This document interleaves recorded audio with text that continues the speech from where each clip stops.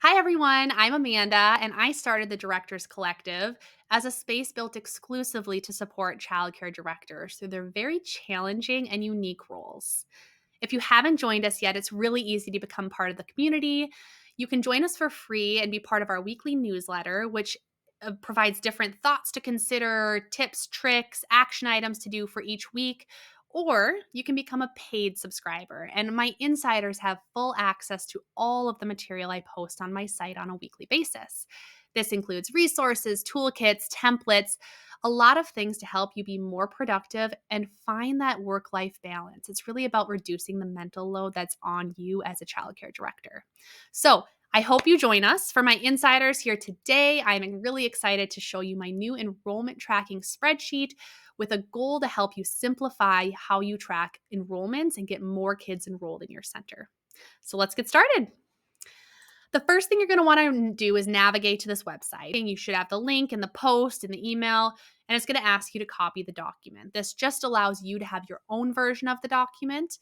Make sure you're signed into your Google account. This little exclamation point is just telling you there is a script in the document. That is an automation I developed to help simplify things for you.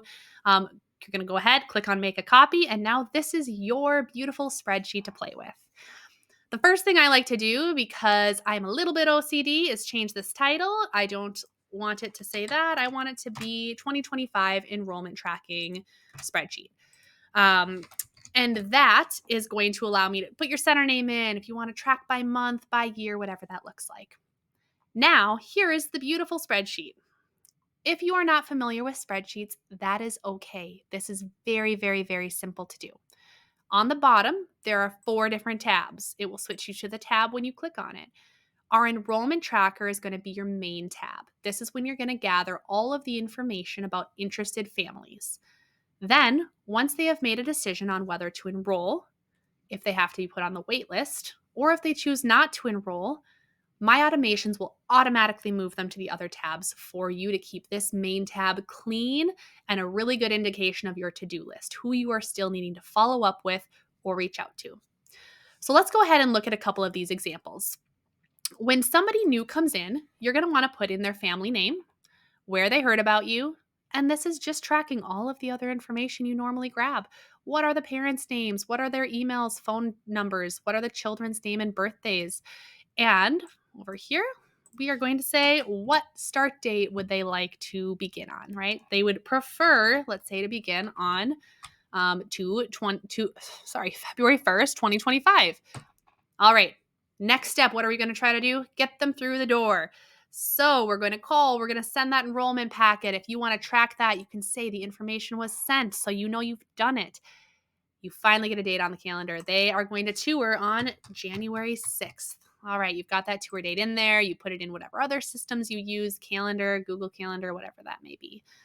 They complete the tour. You come back in here and you change this tour status to tour completed. I also want to point out this notes or follow-up needed. This is a great spot to put, whether it's that first call or during the tour, anything that stands out to you as something that's important to the family. Does their child have allergies? You can put that in here, allergic to peanuts. Is it really important that they get healthy food? Those things that come up are the things that you're going to want to touch on your tour to really show that you listen and care about what's important to them. So you can go ahead and put any notes that come up during this process right here. All right, so their tour is completed. The next step is, how do I get them enrolled, right? So let's say you actually don't have an opening until March 1st. You're going back and forth with them and they decide, you know what? We can make February work. We want that March 1st spot. The next thing you're going to do is move them to enrolled. You can also track your other steps prior to them making a decision, whether you sent an enrollment packet or if you just want to keep it on enrollment pending, meaning you're going back and forth with them, you're in the process of speaking with them. Now they've enrolled, you're going to go ahead and put enrolled, and it's going to move your entire line over to your tab titled enrolled. All of that information gets pulled right over for you, and you can keep track of this. So it moves on over, and now you're going to fill out the rest of the information that's important. Let's say they enrolled today. Go ahead and put that date in. It's important to track this in case you need to choose one family to start before the other. It's really nice to be able to go back and see who applied first. If you have a deposit, you can use this field either to fill out what the deposit was that they paid, if you gave them a discount or something like that.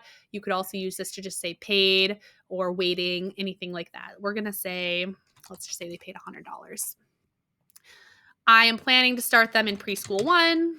That's the one that has room. And we're planning to start them on March 1st, 2025.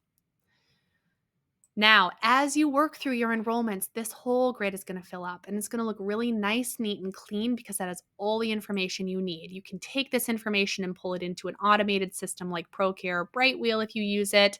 But you can also use this just for yourself to manage enrollments if you don't have one of those automated systems. The other piece that's in here is their actual start date. So if they're planning to start on March 1st, let's say something opened up earlier. A family decided to move, you have a spot open, you can come bounce over to this enrollment tab and look and say, oh, they actually wanted to start in February. I'm going to reach out to them and see, now that we have a spot open, February 1st. Reach out, they decide they want to start. You can go ahead in here and say, great, they actually started February 1st, 2025. And you'll just move that enrollment status to started. This is going to help you keep things so organized. It's also a great tool because if you want to include them on your weekly newsletters to really pull them into that community and keep them engaged prior to their start date, you have all of that contact information in one spot.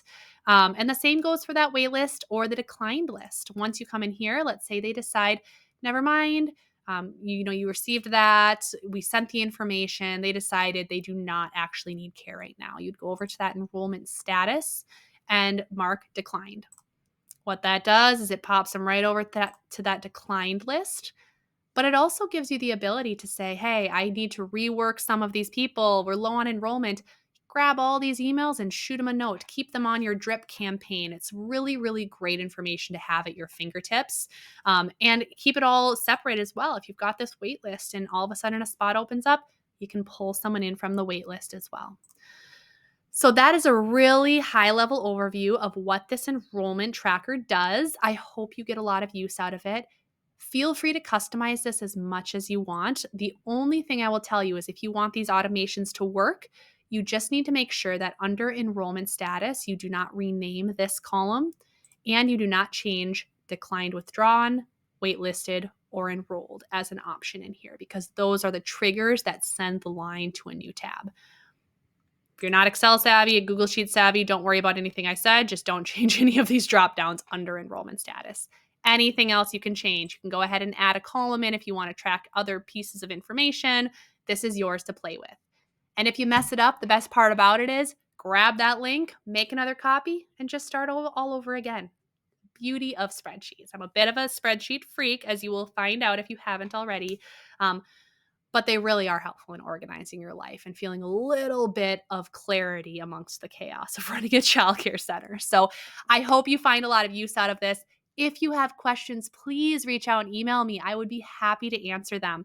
My email address is admin@thedirectorscollective.com, also in the post, but I am here to help. So have fun and happy tracking.